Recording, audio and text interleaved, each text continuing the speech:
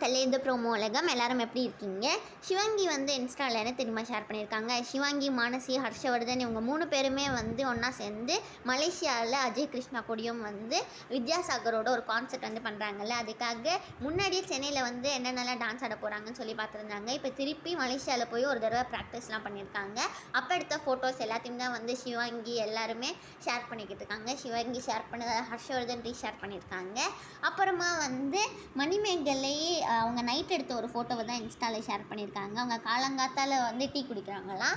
அப்புறமா வந்து மணிமேகலை வந்து ஏர்போர்ட்டுக்கு ஒரு க்யூட்டான கேர்ள் போயிட்டுருக்கேன் அப்படின்னு சொல்லி மணிமேகலை அவங்களுக்கு போட்டிருக்காங்க. அப்புறமா அவங்க மதுரை ஏர்போர்ட்டில் இருக்காங்க மக்களே.